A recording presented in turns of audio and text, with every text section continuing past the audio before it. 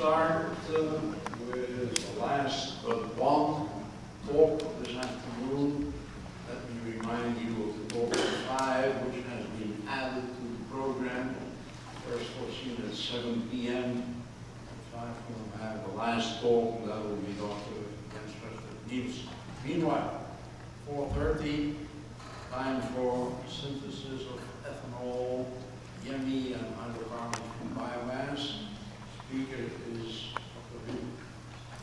Thanks, Section Chair. Good afternoon, everyone. Originally, when I saw my presentation was on the Thursday almost the last talk, I was a little worried. Now I don't worry. At least I recruit about a dozen of my co-workers of the former co-workers. Now I see more audience in here, actually making me a little nervous here. Today I'm going to talk about the biomass-derived syngas conversion to the ethanol, DME, and hydrocarbons. The project was funded by the DOE, and the research was carried out at the Pacific Northwest National Laboratory. The authors on the list are all from the PNL, except James Chow, who escaped to the ExxonMobil. And here's the outline of my presentation today. I'm going to give you an overview of biomass thermochemical conversion, which is a little different from the so-called gas to liquid or coal to liquid. And this is biomass, the thermal conversion to the liquid. The concept and options may be a little different.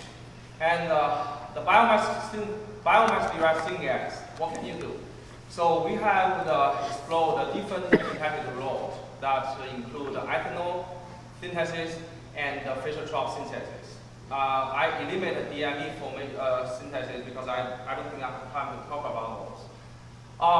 We have done a lot of the research in the catalyst formulation, characterization, and I understand in this section people talk a lot about the catalysis and surface chemistry. But that's not my focus today. My focus today is talk about the catalyst and the microchannel reactor integration, especially the performance of catalyst in the microchannel reactor. It's more like a catalyst and the reactor integration. And also I'm going to focus about the product distribution, how we manipulate or take advantage of heat and mass transfer to change the product distribution in the ethanol and the Fischer-Tropsch synthesis. First, let's take a look at the biomass conversion, so-called thermochemical conversion. If you have biomass, and you can do the so-called fermentation to get ethanol, but that's not the objective of our research.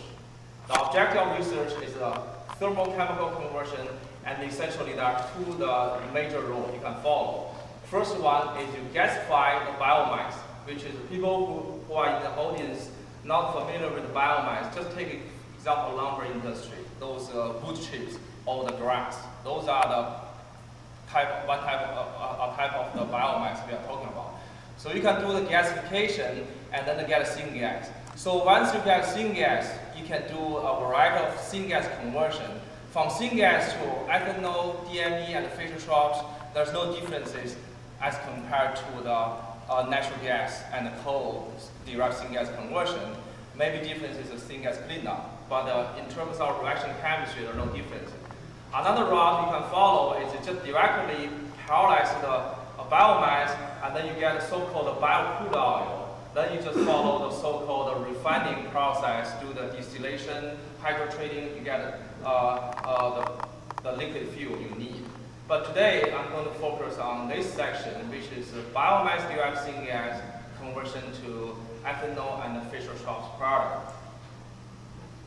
All right, what can we do once you have the syngas from the biomass?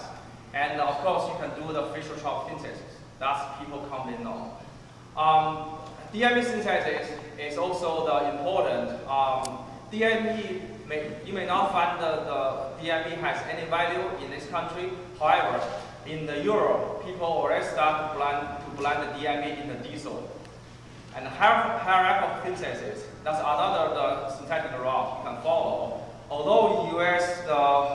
Because of the environmental regulation, and we are not allowed to blend mix the alcohols with the gasoline. However, gasoline blending has become common in Asia. However, in this country, you are allowed to blend ethanol with the in the gasoline pool, and then demand is increasing. So that means the selective synthesis of ethanol and C2 oxygen become attractive.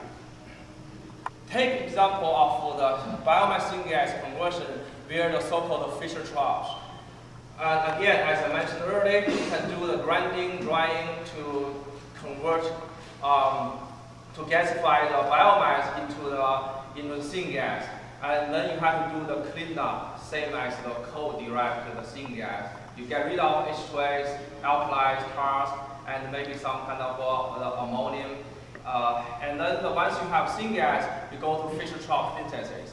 If you follow the conventional Fischer trough synthesis, your product distribution has the gasoline range product, diesel range product, as well as wax. And then one of the downstream reactor you have to have is hydrocarbons to convert the syngas into to convert the wax into the FT fuels. And in in my presentation today, I'm going to talk about how we eliminate the hydrocracker by the shift of the product distribution only to the gasoline and diesel range. The main focus of this graph is that syngas coming from the biomass is different from the coal. Biomass is decentralized fuel, which means you are not going to find a large quantity enough to build a refinery of the 20,000 barrels per day. 20,000 barrels per day is a very small refinery. Typical refinery size is about 80 to 100,000 barrels per day.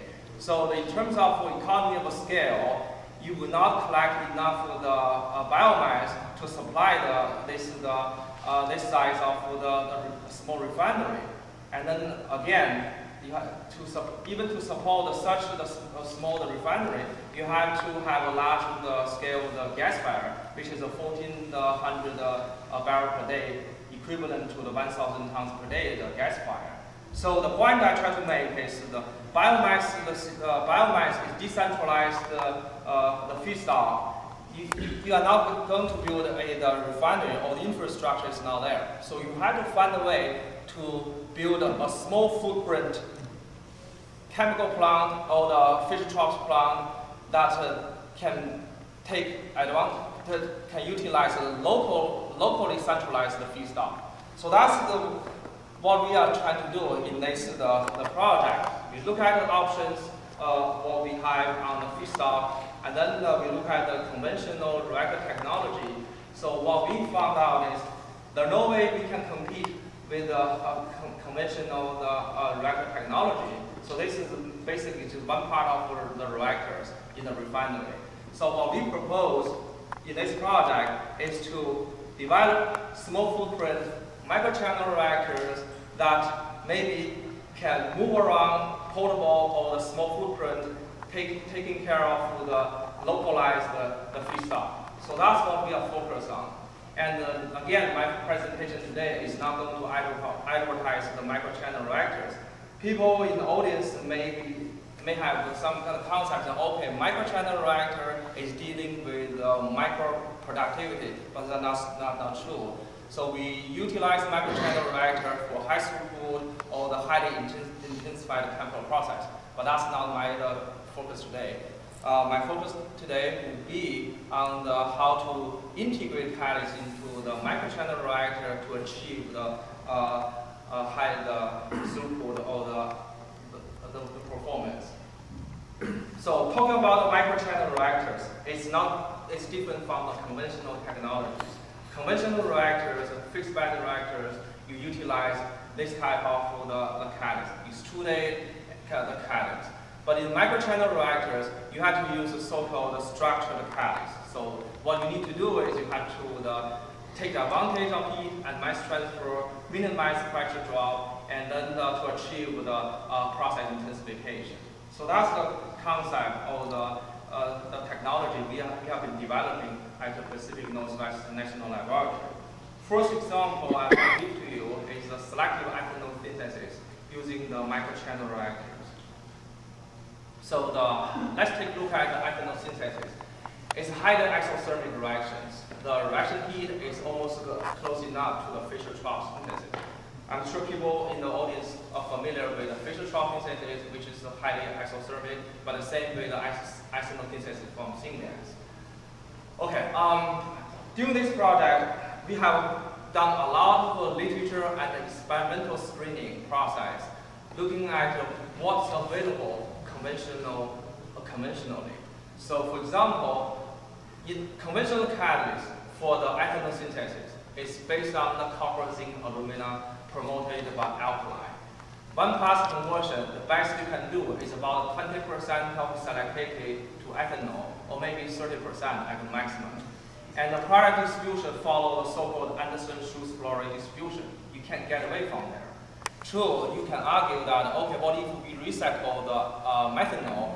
Yeah, if you recycle methanol, you can get higher selectivity to ethanol. So that's the typical down chemical process using the multi-disulfide. If you recycle the methanol, operate at high pressure, you can achieve 40 to 50% of ethanol.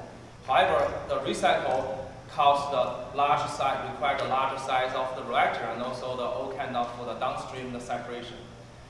When we look at this, the available catalyst system in the literature and also during our early catalyst screening program, we found out that the supported loading catalyst, which is different from the copper, zinc, alumina, is become attractive. So that's our focus of our research in this program, utilizing the supported loading catalyst for the selective ethanol synthesis. Okay, let's take a look at the catalyst we've been using in the microchannel reactor. It is loaded, promoted by manganese and vanadium, and the support we use is a silicon. And here's the operating condition. We first look at the pressure effect on the conversion of CO and also the selectivity to the methane. On increasing the pressure, the conversion increase, and the selectivity to undesired product methane decrease. So this is not surprising, and this is what we want. So the pressure basically has positive effect on CO conversion and also the selectivity. So and then we look at the hydrogen to CO ratio. If you look at the syngas derived from the biomass, syngas contains less hydrogen compared to oxygen. Hydrogen syngas derived from biomass contains less hydrogen as compared to coal-derived syngas and natural gas derived syngas, because biomass is enriched of oxygen. So what we expected at the beginning is, what can we do if we have a lower hydrogen to CO? We should deviate from stoichiometric ratio of 2. So then we move down hydrogen to CO ratio from 2 to 1 to 0.6. And it is encouraging. If you look at the methane selectivity, which is the black bar behind, on decreasing the hydrogen to CO ratio, we found the methane selectivity decrease, which is good. However, due to the decrease of the hydrogen to CO ratio, at outlet of your reactor, your hydrogen almost got depleted because we operated at the hydrogen to CO ratio significantly deviate from stoichiometric ratio. If you look at the conversion actually, the best conversion we can get is just about 40% as compared to the 60%. So we have a penalty of the conversion because we use a hydrogen to CO ratio. But the good news is biomass contains less hydrogen. However, we can operate at this the hydrogen to CO ratio. Then the point I try to make, in order to operate at hydrogen to CO ratio close to 2, we have to worry or take care of this the methane selectivity. So we spent quite a bit of effort on suppressing the methane formation in our research. So one of the hypotheses we have is to suppress the micro formation, and then we want to minimize the rhodium dispersion. So the hypothesis we have is methane selectivity structure sensitive? If it does, that means the high micro dispersion will result in the higher rhodium dispersion. As a result, will be the higher conversion and the low selectivity to methane. So that's the hypothesis we have. And then we have experimentally we have approach to increase the rhodium dispersion. That is so-called reduction oxidation cycle. And it means that you reduce catalyst oxide, reduce and oxide. You do multiple cycles, and you will get a higher rhodium dispersion. So the question is, to get higher rhodium dispersion, are we going to get a higher conversion and lower micro selectivity? Well, as expected, conversion increase compared to the regular reduction and the reduction oxidation cycle. You can see initial activity increased from 59% to about 65%, and even steady state conversion increase. We are a little bit surprised that the micro selectivity doesn't decrease. So although the conversion increase and the selectivity doesn't change. This makes me believe that the formation of methane may not be the structure sensitive to rhodium. And again, we change the catalyst. Instead of having rhodium manganese, we added vanadium, and then we found the same thing. The conversion increase using the reduction oxidation cycle. Conversion increased from 49% to 55%, same on steady state performance. However, methane selectivity doesn't change.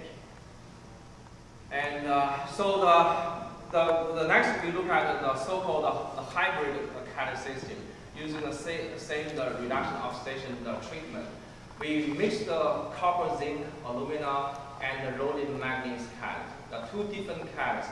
The idea behind using the so-called hybrid catalyst system is we want to take advantage of the water gas shift direction, the water gas shift function of copper, zinc, and then in the meantime we try to minimize the methane formation by the mixing of two catalysts together. And to our surprise, that as the reaction proceeds, the conversion continues to increase. So even until today, we don't understand. We are trying to do the characterization to see any change on the catalyst.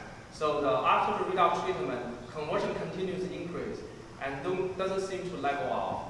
However, the selectivity to oxygen seems to level off, and then the same with the selectivity to CO2, and just conversion continues to increase during the reactions. So the ethanol synthesis mechanism. So why is it different from the copper, the zinc, the catalyst? We haven't done a lot for the mechanics study, but I want just to show you what the literature says.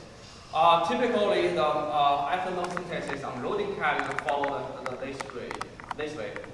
To produce methanol, you have to dissociate CO, and then you can absorb the CO and then hydrogenate to give you methanol. However, in order to have chain growth, the CO has to dissociate and get the surface carbon, and then you become the key intermediate, which is people call CHX or CH3. And from here, you can go to the C2 oxygenate, ethanol and the C2 oxygenate, and then if you are not careful, when in the situation of a temperature runaway, you will have methane. That's why we see a lot of methane, and this is an undesired product. And then we also observe some hydrocarbons. So this is what the literature say about the reaction mechanism. And then as for the function of the promoters, and these are key reaction intermediates, and the rhodium has a function to absorb the pi bond, and the magnesium just to absorb the terminal oxygen. So, all right. I think I almost run out of time, but I want to quickly highlight this part of my presentation on the performance comparison using the microchannel reactor. The same catalyst. One is the conventional powder packed by the reactor. The other is on the so-called structure, the monolith structure. So if you look at the gas outlet space velocity, and on the structural catalyst, we are able to operate at 20,000 gas outlet space velocity as compared to the 2,700. and then the conversion level is the same, and the selectivity is a little higher. But look at the specific productivity is really higher on the microchannel reactor using the structured catalyst. So this basically highlights the utilizing of structured catalyst in the microchannel reactor, and then it's an advantage of the utilizing structured reactor to enhance the productivity. Okay, before I conclude my presentation, I want to shift gear a little bit to the application of the microchannel reactors to the Fischer-Tropsch synthesis reactions. This field has been plotted for maybe more than 19 years, starting from 1923, and the people have been working on different formulation of catalysts. So the catalyst formulation is not my focus on my presentation today. I just want to give you two examples and what can we do differently from the many other people, especially when we integrate catalysts and the reactors. So can we change the product distribution by using the so-called structured catalyst? So here's one example. We take advantage of heat transfer, the characteristics of carbon nanotube by coating the catalyst cobalt reading on alumina on the carbon nanotube, and integrate such the coated carbon nanotube to the microchannel reactor. We can significantly improve the heat transfer so that we minimize the micro formation and then increase the C5 product selectivity. And then here's the SEM structure. I'm not going to go through this, the carbon nanotube. And what I want to highlight here is by coating the conventional cobalt reading on the carbon nanotube and integrate such carbon nanotube coated cobalt reading catalyst into microchannel reactor. One of the discovery behind it, if you look at the time on screen, when we increase the temperature, the dashed line shows the temperature increase, and the message selectivity doesn't run away. However, if you operate such a reaction in the conventional fixed bed reactor, before you increase the reactor temperature to 290 degrees C, your temperature already run away. You get nothing but the magnet. However, if you look at the message selectivity, it doesn't seem to run away. So that's the advantage of using highly heat conducting material. And another example I want to show you in the microchannel reactors, how we tailor the product distribution by utilizing the monolith coated with a thin film catalyst. By coating a very thin layer of the monolith catalyst on the primer, the substrate, and putting such substrate into the microchannel reactor, we are able to shift the product distribution all the way from the C5 to the C30. So this is basically the majority of products are centralized in the gasoline diesel range. As compared to the so-called packed bed reactor, we follow the Schuss flower distribution. So the implication from such product distribution is we are able to eliminate the downstream hydrocarbon if we can achieve such a product distribution. All right, here's the temperature distribution in the microchannel reactor from one of our simulations. In the conventional reactor, you have the flame front, and then your reactor really have house bomb. Operating the microchannel reactor with the advanced heat removal, you can achieve a so-called isothermal operation. And let me conclude my presentation today by highlighting some of our discovery or our findings. Under relatively low temperature and high pressure and a low hydrogen CO ratio, for ethanol synthesis, the formation of undesired product method can be inhibited or suppressed. And the reduction of oxidation, the treatment cycle, when applied to the hybrid catalyst system, we can achieve the enhanced performance on CO conversion. And based on our observation, although we haven't done a lot of the mechanism study, the chain growth mechanism on supported loading catalyst is different from conventional copper-based catalyst. In Fischer-Tropsch synthesis, a unique structure catalyst has been demonstrated in the microchannel reactor to provide a nano product distribution and where the downstream the hydrocarbons become unnecessary. So, and then finally, we have to acknowledge the funding from the U.S. Department of Energy, and thank you for attending.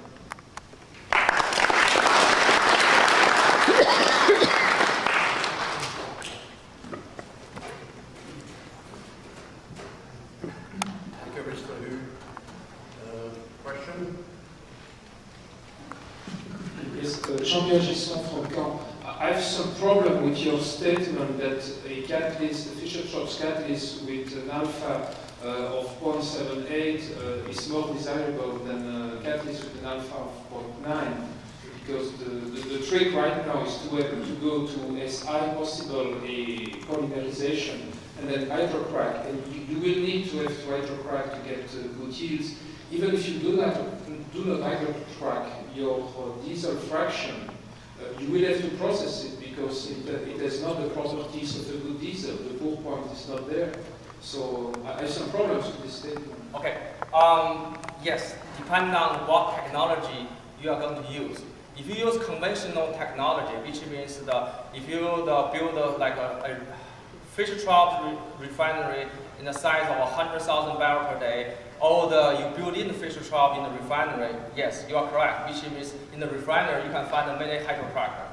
However, at the beginning of my presentation, if you realize the technology we are developing is a small footprint portable. So that means every piece of equipment at a cost. So which means we cannot afford to carry a hydrocracker with us. I don't want the second round.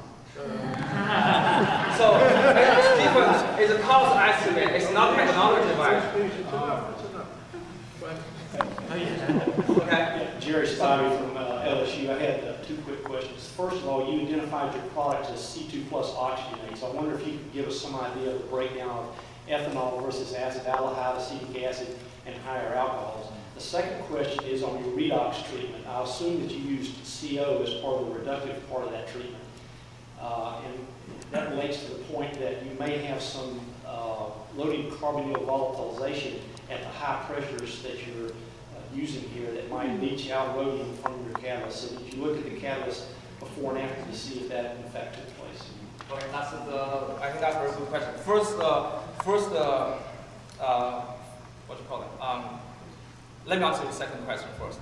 The redox, we are not using CO, it's hydrogen.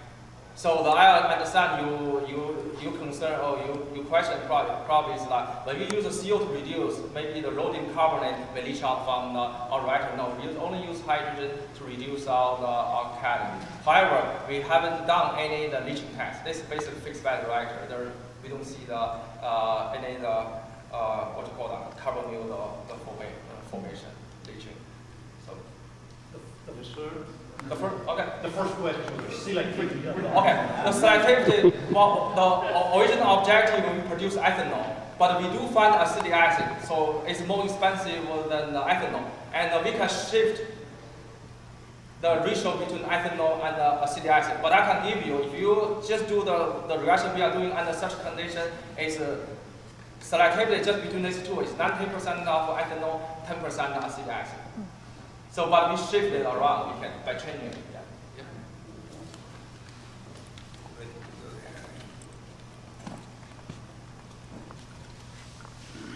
Quick question. Very good. Are you? I'm sure you're aware of the union carbide work done in the 70s. Yes. In addition to the manganese and all that, the alkali addition also suppresses the methane formation. Yes. And have you looked at that? And second thing is the Dalian Institute, I believe it's Dalian, but in China, they have done fairly extensive work where they have been able to get higher ethanol selectivities. Well, I skipped that slide, and we did add the alkali to the rhodium manganese. You can see it here, but since I was running out of time, so I skipped this one. But we don't see any positive effect by adding alkali to rhodium manganese. I can show you here. Okay. Caller? Just a quick question. How much rhodium is there in the world? That's a very good question. Yes, it's a very good question. Less than 1% of platinum, am I not right? I understand. you worry about that we may deplete, if we use 10% loading, we may deplete the whole supply in the world. But remember, this microchannel reactor, we are using. You'll need millions of them. But depends on what you want to produce. If you want to replace the whole entire refinery in the world using biomass, yes, you will deplete the loading. But this is basically secondary on our supply. This program targets the biomass. Yes. Quick, interesting study. I have a question in the first part of your presentation about synthesis. Similar to the question that Spidey asked. Do you have the yield data of total argon produced, say, milligram of argon or gram of catalyst per hour?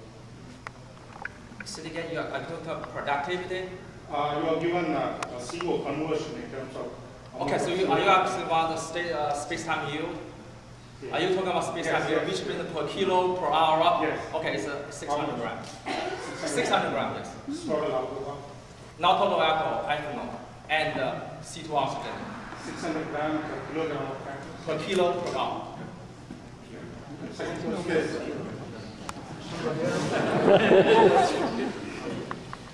You commented that the hydrogen to CO ratio for biomass derived syngas was lower Yeah. than from methane or other sources. Yes. Does that have anything to do with the amount of oxygen in the cellulose or lignin structures? Yes, I think that is in. I can give you one example. Any biomass from lumber industry or just say for gas or the grass, it's like oxygen concentration is about 30%. That's a lot. Next question? Yeah. You see a lot of CO2 in your reaction, and like what's the reason for the CO2, and what can you do to increase the CO2? You mean CO2? Well, that's only when you use the copper catalyst. When you use rhodium, you don't see CO2. You see a lot of methane. That's why we want to inhibit the methane formation. Okay, thank you very much. I'm sorry you have to stop. He never gives productivity per reactor volume, and that's all that matters. It might turn out to be like that. Okay.